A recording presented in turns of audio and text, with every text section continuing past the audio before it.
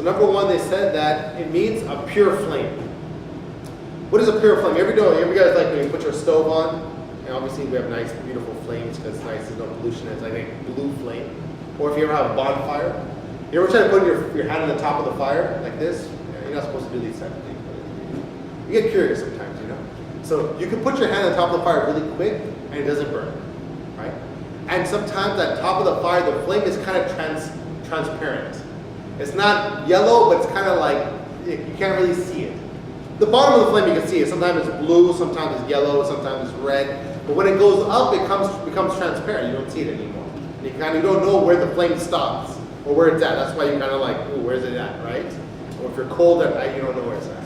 So they're saying that the jinn are made from the top of the flame, which is like the pure top of the flame. And that's one of the reasons why jinns are transparent to us. We can't see them, right? They're in a different realm, right? That's why there's a hadith of the Prophet ﷺ. They said that every time you see or you hear a dog barking or a donkey braying, you know how donkeys usually here in America on the streets, that you should seek refuge from Allah subhanahu wa ta'ala because they see what you do not see. That they're seeing evil jinns, right? Because the dogs, they have different eyesight.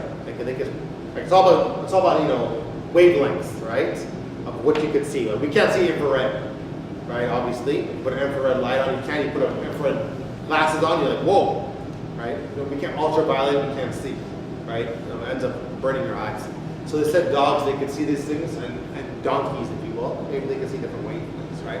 So they're transparent to us, and we can't see them. That's why the Prophet said there's three types of jinns. He said number one, the ones that have wings, like a fly. I'm talking about Sulaiman alayhi salam. Remember you get those jinns like the fly, we talked about this last week.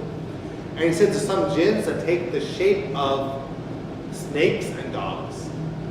That's why there's another hadith that some of the dog owners, they don't like this hadith, that said that every black dog, you should kill it. Because it's an evil jinn. It doesn't necessarily mean the hadith means that every single one. It could have been the ones that were in Mecca at that time, or the ones that the Prophet was pointing out to.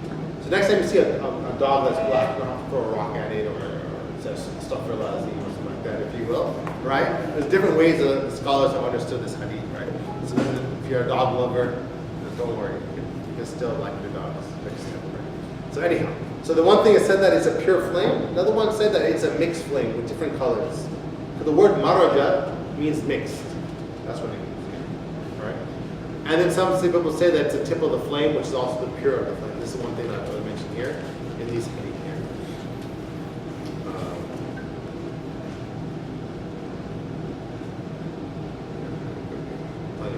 The other thing I was going to talk about jinns. We talked about last week about the bones, right?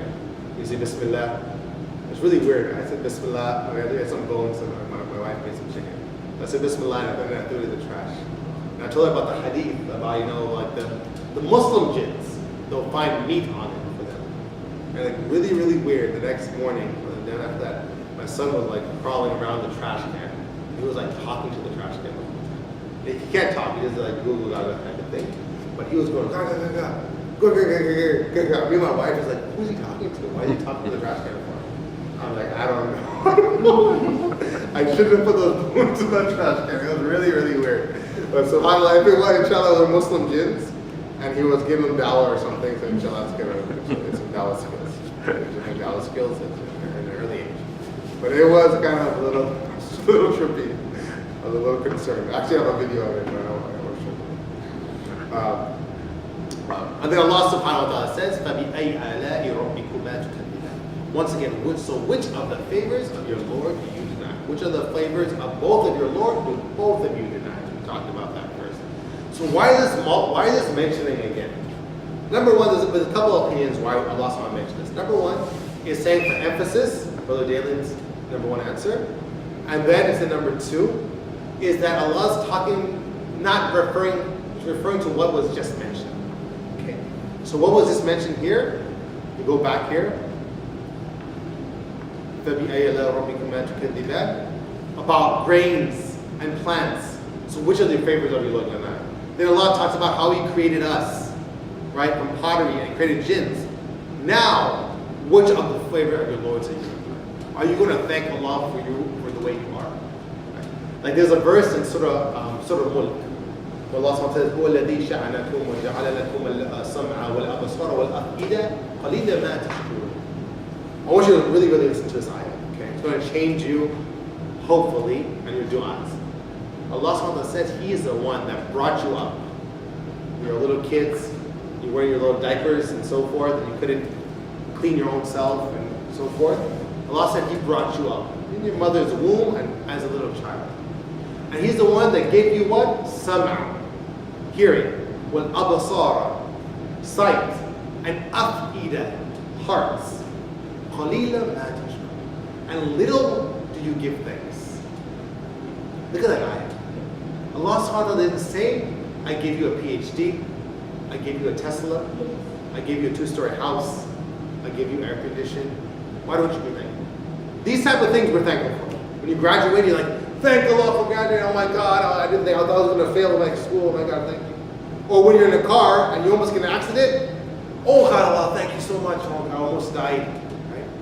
These moments, brothers and sisters, even the atheists, thanks God. When they get saved on the freeway before they get killed, oh God, thank you. The Christian, the Jew, everyone says. The Buddhist, everyone says that. So that's not nothing special.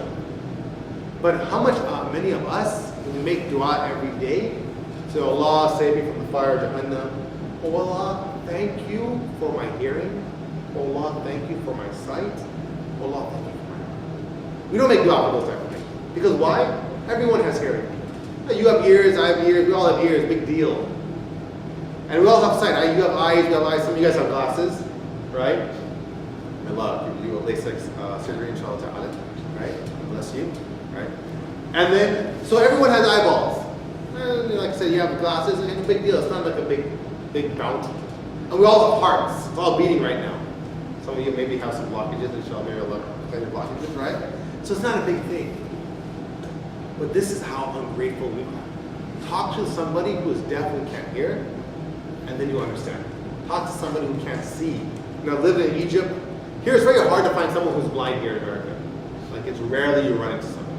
In Egypt, you run into people all the time in the street who are blind, and they're trying to get on a bus, and you have to like help them. Right? You see them all over the place. It's like maybe because of the healthcare system in Egypt or something, pollution or something. I don't know, that's another issue. But you see them very often, right? And so you're thankful for that, right? And here we take that for granted. And our hearts, subhanAllah, this thing is amazing in here. I ask you guys right now, I don't know if I ever did this test to you guys before. Tell yourself to stop your heart right now. Tell heart, I want you to stop. I don't want you to beat, take a rest. You know, you've been beating for about 40 years now. I feel so sorry for you. Take about 5 seconds off right now. You can't. You tell your heart stop. You force yourself to start your heartbeat. You can't even control your own heart. So let me ask you, who controls your heart? Allah subhanahu wa ta'ala. That's why they have to what? Pump on your chest and they have to electrocute you and give you like electrical signals. Which, how do you understand electrical signals, right? It's very hard to understand that. To get your heart to keep going or to revive it. You can't even control your own heart, right? And then even with people who are on life support machines, people can still die on life support machines. Even though it's breathing for you, you'll still die. Right? If Allah wants you to go, your heart will go. I've seen people in front of my own eyes who's on a life support machine and they passed away. That thing's still breathing for them, but they're gone. Right? Their heartbeat's off. Right? So when Allah wants to stop that heart, right? And if you ever understand, look at it, if you watch a YouTube video of how the heart beats and the blood comes in and the chamber closes and then opens up and then the arm closes and it's happening so fast. And that those who have a leaking valve, I don't know if you ever know that leaking valve, you know, it doesn't close all the way, how much trouble they have. That is happening so many times. Right now, you're looking at me. And we don't care to say like, oh Allah, thank you for this card. That is like ultimate ungratefulness, right? That's like the essence of ungratefulness, right? And so this is the thing Allah subhanahu wa ta'ala is talking about how He created us, that inshallah when you make your du'as, add this to your routine. When you make du'as, oh Allah bless my mom, my dad who passed away, and my children, add this to that list that you say every night. Oh Allah, thank you for my hearing, thank you for my eyes, and thank you for my heart. Because this is actually a verse in Surah Mulk. So you're actually taking it as a Quranic du'a, if you will, right? And you'll see that inshallah you'll appreciate this a little bit more. Once again, all this is about how to make your heart soft, right? Inshallah, if you leave this month of Ramadan, your heart soft, dude, you can never, that's a priceless thing right now. Okay. So Allah says, فَبِأَيِّ رَبِّكُمَا تُكَذِّبَانِ. Why this multiple times in this verse has more of a right to be called enumerating. It's not being repeated, it's enumerating the blessings. Because the word فَبِأَيِّ in Arabic, the word fa, this is the letter fa, kind of means and so and then. So look how we created you, and now, which are the favorites? So each FBA Rabbi is talking about the bounty was just mentioned before that, right? Before it was about husk and fruits. Well, don't be ungrateful. Now it's talking about the way that you created. Right? So all these stuff, I think everyone should be like a semi-medical doctor. You should study how your pancreas works. You should study how your kidneys works, right? How it filters your blood. That is like so crazy, right? Talk to somebody who's on dialysis and you will love your kidneys. You will ask Allah, thank you for having my kidneys function. You'll be happy when you urinate. I know it sounds really weird, but you'll be happy every time you urinate and go to the bathroom. Because those who have the kidneys don't have function, they can't urinate. They can't get the toxins out of their body. And that's why they have to go to the dialysis center to filter their blood. And when you have too much toxins in your body, the doctor will know, it makes you delirious and you end up like sleeping. And you start saying weird things and your mind gets clogged up in a bunch of like toxins in your brain, right? Creatine level goes up and so forth, right? So the thing is that you understand each part of your body and think a lot further. Forget about trees and mountains and fruits. Just your own body will humble you, subhanAllah. And that's what Allah is saying here, in the way He created us. Right? This is the whole essence of the surah, is to make that heart soft. Then Allah subhanahu wa ta'ala says in a really beautiful ayah, it says, Rabbul Mashriqaini wa Rabbul Maghribaini. Allah, it says the Lord of the two easts and the Lord of the two wests. And another ayah, Allah also says, Mashariq wal Magharib. The Lord of the easts, plural, and the Lord of the wests, plural. Now the number one question is, what does Allah talk about two easts and two wests? You ever had a two east and two wests? We only have one east and one west. You look on the map, there's an east and there's another east, and there's a west and there's another west. You ever seen that before? On your compass? No. Right? So what is Allah subhanahu wa ta'ala talking? I want to hear some comments from you guys. What you guys think, what Allah might be referring to.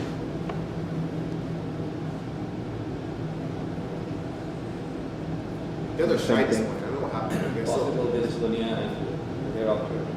Ooh, okay. This dunya and the hereafter. Okay. So the Lord of this world and also the next world. Therefore you should worship Him. Good, okay. Anyone else? The same thing like before about that human and jinn. Oh, okay. So the Lord of the two east and two west, meaning that human beings. So he's talking jinn. he's talking Okay, to. okay. Yeah. Okay, so maybe, but we want to know why the Allah said east and west for. But okay, maybe just referring to jinn and mankind. Okay. Sunrise and sunset. Expand on that. What do you mean by sunrise and sunset? You're there. That's a good answer. Good answer. I know you probably read it from your phone, but okay, no problem. I'll still give you points for that This is one. my Russian Tafsir. That's good. Good. That's a nice answer. Very good. So, but sunrise comes from one east and sun sets from one west. Right? So. Changes, right? Oh, go ahead and expand that. Change it. How does it change? I read in the Quran commentary that it somehow how it changes like as the year goes on, it gets further away. Jamil, very good, very good. It's like the Middle East and then the Far East and then Sun West and then Good. Very good. Awesome. I tell you, this surah is going to make you guys be astronomers, farmers, right? And like nature like seekers. Okay, the surah is going to teach you this. I don't care. I'm telling you, you're going to be brainwashed by the surah in a good way. Alhamdulillah. Allah's brainwashing you. That's good. Alhamdulillah. Allah's trying to create your mind how you should think. Okay. So yes, one thing that we have is a couple things. One thing that is said is that the Lord of the winter and the summer, and because just how Brother Dalen was saying that if you ever look at the sun, which is really bad to look at, I was looking at it this morning and I actually It was kind of cool. If you saw the sun this morning, it was really cloudy, so you can actually see a perfect circle of the sun. You can look at it. But then I noticed that after I looked away, I kept on seeing the sun everywhere I go because I was staring at it too much. But the sun, when it rises out from the east, it rises from a different point of the east every day. For example, it's right here, next day it's over here, next day it's over here, and everything. It moves from each day, right? It comes up from the east, but a little bit northeast, a little bit southeast, and then it has a different point. And when it sets right here today, but tomorrow a little bit over here, and a little bit over there. And that's the way Allah subhanahu wa ta'ala has done it. So almost that it has that every time, right? According to the seasons that it has, and the length of the days. Number 2 is a different raising of the sun of, that's what I just mentioned. Sorry, it's kind of like this plays into number 1. Number 3 is talk about the 2 east and the 2 west, talking about the 4 seasons. From spring, summer, fall, winter. Okay? That's what Allah subhanahu wa ta'ala meant. At least that's what one opinion is. Number 4 is a rising of the sun and the moon. Because the sun has a rising from the east, and the moon also rises from the east.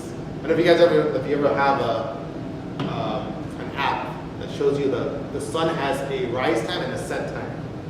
I was driving back from PM last night, like around, what time was that? I spoke at 1:00. Like at 2:30 in the morning, and the sun and the moon was setting. I don't know if you've ever seen the moon set before.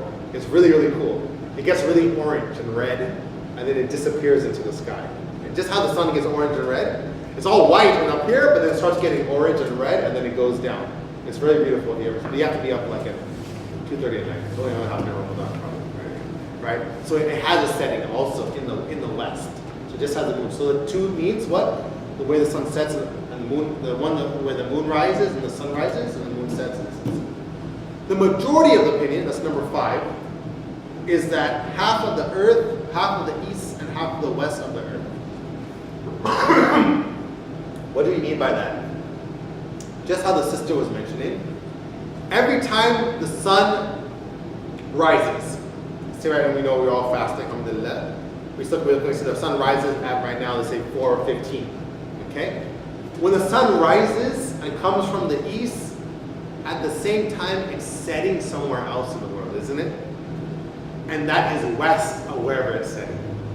So let's say that's in Saudi, let's say if it's in Nigeria. They're looking at the sun in the west and they're saying, bye sun, it's iftar time, we're happy. For us, that same sun is coming up on us from the east. So every time the sun rises, it's also setting. So there's an east and a west. It's coming from the east for us, but in Nigeria, they're like, hey, it's going to the west. And every time the sun sets in the west for us, Hawaii's like, hey, it's coming up for us. Well, not maybe Hawaii, maybe Japan, for example, right? So, or Indonesia, right? Make Anthony feel good today, right? So here that what? It's coming up for them in the west, but it's setting in the east. So every time there's a sunrise somewhere, there's a 2 east and there's 2 west. So Allah subhanahu wa ta'ala says it's covering the whole earth. Basically saying that I cover the whole earth. I'm the Lord of the whole entire earth. Right? Well, that is pretty cool. I love that opinion. I think it's one of my favorites there. Right? So that's what Allah subhanahu wa ta'ala means by that. And then he says what? فَبِأَيِّ آلَاءِ رَبِّكُمَا تُكَذِّبَانِ. Oh, grammar-wise. Good. Let me add one listing. I haven't done a grammar one here. Lord of the 2 east and the Lord of the 2 west. What's missing here?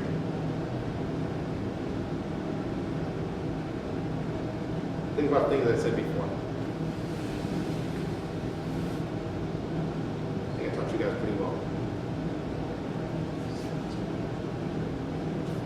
Someone mention that? Subject, very good. Alhamdulillah. She's like hesitant. She's like, I don't want to be wrong, you know. She said it actually. I didn't say it. Right? Some people say the subject is missing. Some people said the predicate is missing. Lord of the 2 east, Lord of the 2 west. Okay. For example, if we said Lord of the house, right? What's missing? What about the Lord of the house? I don't know. What is he? Is he big? Is he small? Is he there? Do you have to pay him rent? Or what is it, right? So here the predicate is missing, or some would say, you know what? The subject is missing. So some of the scholars said that what's missing is the subject. I mean, Al-Rahman, he is the Lord of the east and the west. That's one way you can look at it, right? That's when the scholars look at it there. So they said the subject is missing in the ayah there. grammar-wise. You can see that's what's being understood. Next thing we have Allah Subhanahu wa Ta'ala says once again, فَبِأَيِّ آلَاءِ رَبِّكُمَا تُكَذِّبَانِ, and from the variations of the rising of the sun, which of these bounties are you going to deny? What are the bounties of the sun rising and the sun setting, and the two east and the two west? Number one is that we have different weather, right? When the sun sets and sun rises and throughout the year, that means sometimes that brings different weather that we have. Whether it's going to be hot, we know in the summer we have longer days. In the winter we have shorter days, right? Because it rises, and you guys know about the summer solstice and the winter solstice? You ever heard that before? Can anyone explain to me what the winter and the summer solstice is? You get 5 points if you can tell me. Anthony's like, I'm not even going to try. I'm not going to lie. So it was like the beginning of winter. Yeah, well, what's significant about that mean? It's the longest, so it's the shortest days. Good. It's the 2 days in the year where the day and the night is exactly the same length, right? Where it's equal, right? That's what it is, because the sun is at its halfway point around the earth. For 10 points, can someone explain to me why we have seasons? Why do we have fall? Why do we have winter? Why do we have summer? Why do we have spring? It's all a renewal of everything. So it's like spring is kind of the beginning where everything's starting again. And then Good. Scientifically, and yeah. Scientifically, everything is dying off. right. Good. But scientifically, could you tell me? Orbit of Earth is not an exact circle. It's more like an oval. With the radiation of the sun, they don't hit the Earth perpendicular. Sometimes they're like at an angle. Why is that angle for? Because of the orbit. No. Different part of the orbit. Close. Yeah, No, the Earth has a 15 degrees tilt. Axis, tilted axis. Hey, there you go. Exactly. If the Earth was straight, if Allah subhanahu wa ta'ala made the Earth not tilted, the Earth is like this, okay? The poles are this way. And even though they show the picture, it's always like it's straight. But it's actually tilted, okay? I think it's 15 degrees, 15 degrees I believe so, or 14.5. If the Earth was not tilted, and it goes around the sun this way, like this is the sun, then guess what? There'll be no seasons. Because it'll always, even though, yes, it's true, it's not exactly circular, it's elliptical. So sometimes the Earth is a little bit closer to the sun, sometimes a little bit farther. There'll be no seasons. But since the Earth is like this, here, if we live here, here's California, and the sun's here, what season is it, do you think? Summer, because the sun's closer to it. Yeah. But when we go this way, guess what it is now? Winter, because now the sun rays, we're way over here. Now those in Australia, for example, they're closer to the sun. So now if there's summer and this is our winter, because of that 15 degrees is why we have seasons. If it wasn't like that, it would be basically, you can maybe say summer all the time, or maybe like a spring every, well, That's amazing. happening in Indonesia. Indonesia? The equator. Well, because you guys are very south there. But yeah, that's why those people are closer to the equator. Equator, yes. You guys know what the equator is, right? Then you guys feel the seasons. And the further you go from the equator, the less you have. Like, we all know Alaska, it's pretty much winter like a lot of time because they're so high. They have sunlight sometimes 23 hours a day. You know, barely, these are exceptions, so let's not talk about those guys here, right? But that's amazing. If you think about that, I never even know that. Right? These things you drop to the floor, you mix the juice. Allah Akbar, that's amazing that we actually have seasons. And that's the reason why you get your oranges in winter, and that's why you get your mangoes in summer, and so forth. That's Allah Akbar, that's awesome. So this is why we need to thank Allah subhanahu wa ta'ala. So we get season, number 2. Number 3, we get change in the daytime. Remember, telling you, winter we have shorter days and longer nights, right? And so in the summer we have longer days and shorter nights. So then you have more time to work, and then you have less time to sleep. Right? Even though some people still sleep half day anyhow, right? And then this helps, even though it doesn't really apply to us, but we need to think about it. Helps in farming, because different seasons when you farm at different times. You're going to plant corn, or you're going to plant wheat, or you're going to plant oranges at different times. And because of this, changing is when you know when you need to plant certain things. I said, yes, you have to be a farmer. Maybe after this, we're done with this Tafsir, we'll take a field trip, inshallah ta'ala. We'll go to like, I don't know, Chino, which is not really far, but they have a lot of farms there actually. I drive by that multiple times, so we can see really cool stuff. Last thing, inshallah, we'll go over the last couple of minutes. Really awesome ayah. Allah subhanahu wa ta'ala says, we're getting more and more deeper. This Surah Al-Rahman kind of increases. So after you get through all these signs about earth and stuff, Allah starts talking about Jannah and Jahannam. So like this surah like builds up. Like it's more suspenseful. It's really cool. So Allah subhanahu wa ta'ala says, Maraj al-Bahrain yaltaqiyan. He releases these two seas meeting side by side. Okay. So what do they mean here? That they meet and they reach each other, but they don't, and they pour into each other. Or some say that they don't pour each other, but they just come side to side, if you will. It's different. And the word here is bahr. And the Arabs will use the word bahr for any large body of water, even if it's a river. Like when I was in Egypt, they'll call the Nile River bahr.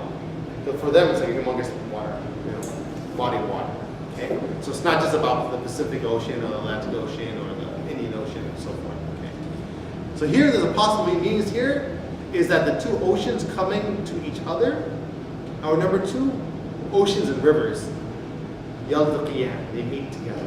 We all know every river pours into the ocean. Or they pour into lakes sometimes. That's true. They do sometimes they pour into lakes. That's not 100% correct. Okay. Anyone know why we have, I said you have to be like a nature specialist now. I'm telling you, the surah is going to train you. Anyone know why we have waves in the ocean? So moon? Okay, I'll explain it to you. So, okay, one thing that the moon, anyone know what else, why we have waves? Wind. What causes wind? Changes in temperature in different parts of it. Change in temperature part of the world. And also because oceans have different current levels. So one ocean, Pacific Ocean, if you ever look it up on Google, Pacific Ocean has like a certain type of current. It keeps on going to Alaska and goes back down, goes back to Alaska, going down. Atlantic Ocean has a circular current. It keeps on going, and so either ocean has like a cycle it goes. And because of the temperature of the water makes it move, right? Because naturally it wants to go to colder, it wants to go to hotter, and that's what causes it. And so because of the oceans are moving and hitting each other, it's causing waves, right? And waves, we all know, is you need that, and that causes wind, and obviously it helps move ships and stuff like that. Now, one is that how does the moon cause waves? You have the sun here, okay? The sun has a gravitational pull. You have Earth. The sun is pulling on Earth. And Earth is pulling on the sun, but very not as strong. So it's pulling on Earth. The moon has a gravitational pull. So when we have a full moon, where's the moon again? Remember we just went over this. Someone answer that to me. Yeah. So you have the sun, you have the moon, you have the Earth, and then you have, pretend my head is, running out of objects here. My head is the moon. So you have the sun pulling the Earth this way, and then you have the moon pulling the Earth this way. And we all know when we rock a basin of water, what happens? It gets wavy, right? And that's why when you have a full moon, you have the biggest waves that come out. And when you have a new moon, the moon is this way, and the sun is on this side. And it's pulling the ocean this way, so you have it's bringing the water in. And nothing's pulling it onto the land, you understand? This is called gravitational pull. That's why you have things. It's not that cool? That's another sujood you need. You have like 4 sujood you guys have to do after this class. Right? So inshallah, we have a lot of things now. Last thing we're going over, notes 101, inshallah, we're going to finish up here. Allah subhanahu wa ta'ala says here, بَيْنَهُمَا بَرْزَخٌ لَا يَبْغِيَانِ. From these two waters, based on the water, they come close, but they don't yabghiyan. They don't come and intrude onto each other. They don't transgress each other. They don't encroach each other. What does Allah subhanahu wa ta'ala mean here? One thing they talked about here is that this ayah was talking about the Red Sea and the Persian Gulf. We all know about the Persian Gulf War. It's a very sad, that's one reason why we know that word. But one thing is that the Red Sea is here and the Persian Gulf. They don't touch. Why? Because there's a big body of land there, right? The Arabian Peninsula. That blocks them from touching, right? So some scholars said this ayah is talking about the Persian Gulf and the Red Sea. But the big base of the water, they don't encroach each other because of the land between them. Anyone know another point here of understanding this ayah? When we talked about the two bodies of water, they don't encroach each other, but they just meet. What else could Allah subhanahu wa ta'ala be talking about?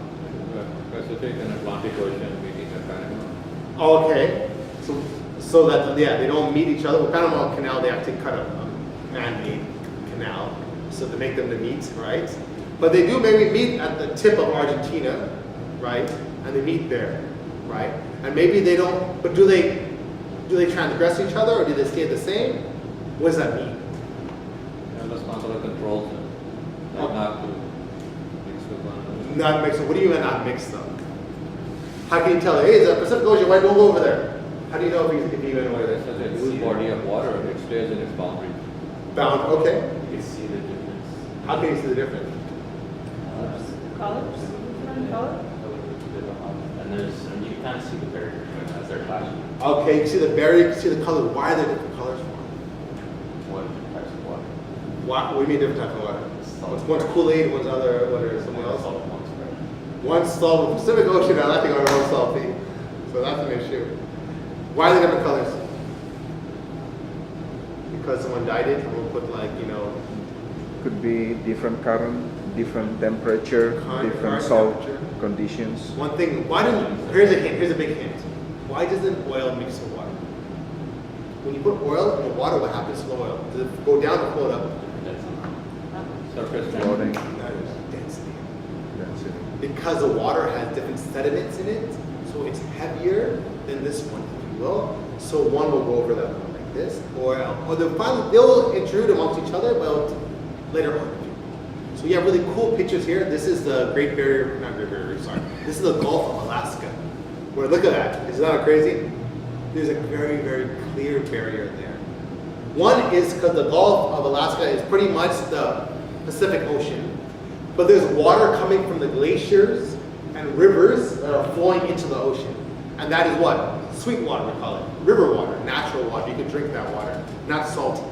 So that density is different. So when it mixes and goes into the ocean, it has this type of barrier, right? And it said that you can physically feel it if you're swimming in it, that you're almost going to lift it up because of the water, the buoyancy of the water, right? Of the bellies, if you will, right? So which of them, there's a barrier between them, they don't approach each other. Some people say this is one of the scientific miracles of the Quran. How would the Prophet ﷺ know this? He didn't really travel in boats. He didn't do that. That's very well known, right? And he didn't really go overseas anywhere. He went to maybe Syria, that's about it, but didn't go anywhere else. Another one here, look at this here. This is a river in Geneva, Switzerland. You have chocolate milk, and not chocolate milk, sorry. But you have a muddy river, and you have another kind of like clear river. Some rivers are really muddy, right? Just because of the rapids and so forth. So you have this really muddy river and another river. These are two sweet water, if you will, fresh water that are coming together, and they're still not mixing together. Look at that. Isn't that amazing? SubhanAllah. You can see kind of underneath it, they're mixing there. Right? Because they have to mix, obviously. They're going to mix. So that's not, Allah subhanahu wa ta'ala understands that.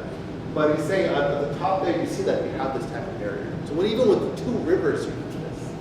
Okay? And then you have another example here. This is the Amazon River going into the where? Atlantic Ocean. Right? And you can see that whole thing there of the different, you have a little dolphin that's there, of how it's there, especially here, when it flows into the ocean, how it will look like.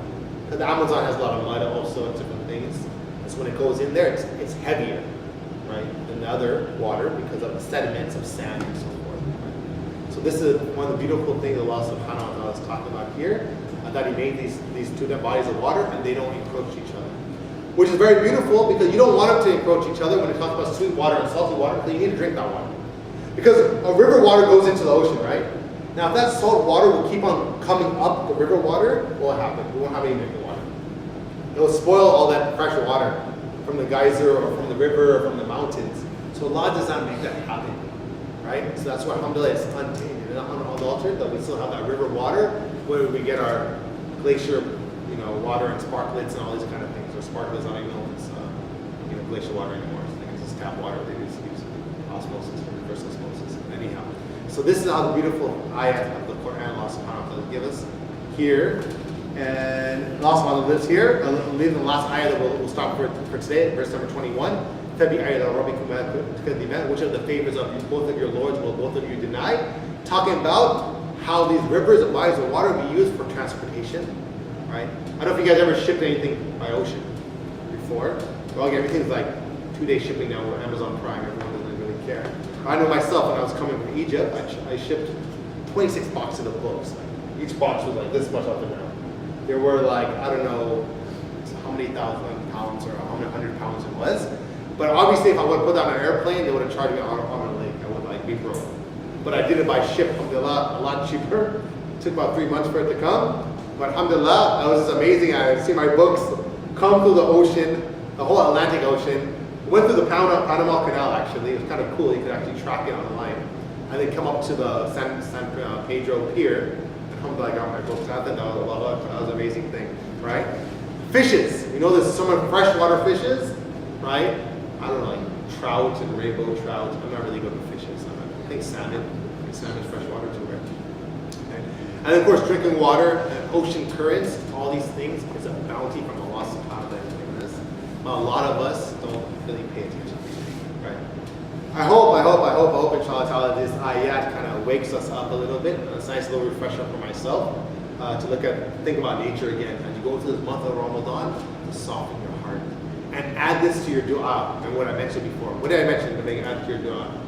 For your eyes, for your heart. You hear it. Ear, eye. And also all these things. Like Allah says, do not be disgraceful, don't be ungrateful from fruits, from husk, from the sun, and from the moon. Like all these things we should thank Allah subhanahu wa ta'ala. So these things, another thing, like I said, to add to this, and hopefully it softens your heart. I hope you guys are enjoying the tafsir of this surah. Maybe now you're seeing how great it is now, because of not just how it sounds, but the points in it.